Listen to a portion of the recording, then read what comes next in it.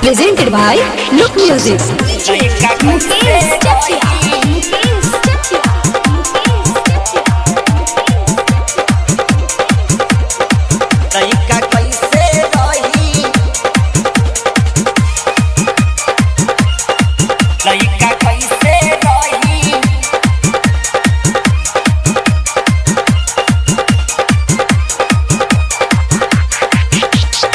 रहता रे दूरे दूरे बात कोही सही लइका कैसे रही। रहता रे दूरे दूरे बात कोही सही लइका कैसे रही। दूध पर ना डालता ते दही लइका कैसे रही। दूध पर ना डालता ते दही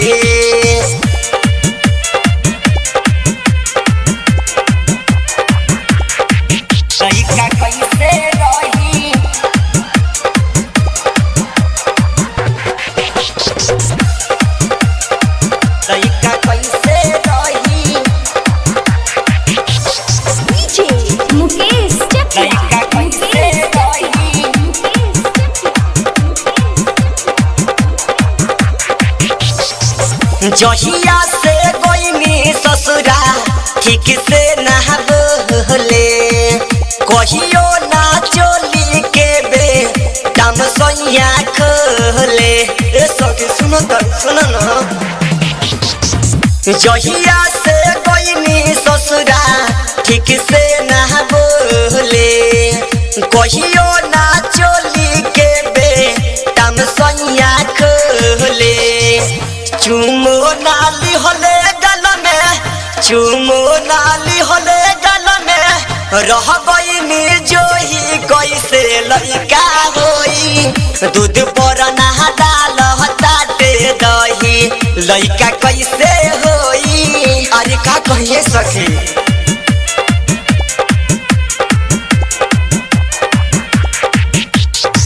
लइका कैसे रही। साधना रिकॉर्डिंग स्टूडियो नरकटियागंज। लइका कैसे रही।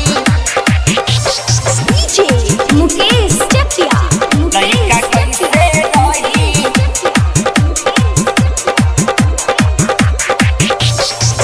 हमारा के को के घर में भइले नी पाता का कोई सखी दुख सहलो ना जाता सहलो ना जाता। हमारा के घर में छोड़ के भइले नी पाता का कोई सखी दुख सहलो ना जाता। अखिया से आंसू कबले अखिया से आंसू कबले हमारा हो बही लइका कैसे होई। दूध पर ना डालता ते दही लइका कैसे होई। ए सखी सुनो ना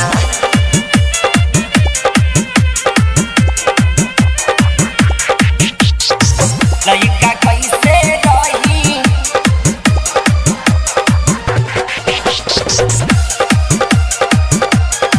लइका कैसे रही। मुकेश चकिया लइका कैसे रही।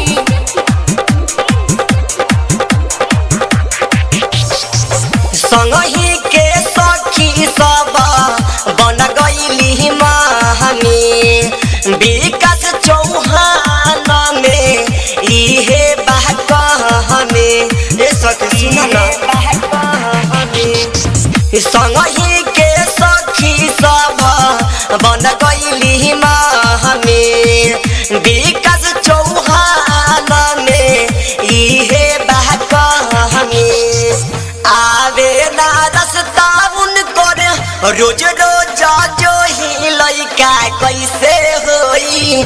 दूध पर ना डालता ते दही लइका कैसे होई। दूध पर ना डालता ते दही। ये सखी सुनलू साधना रिकॉर्डिंग स्टूडियो नरकटियागंज 90 064।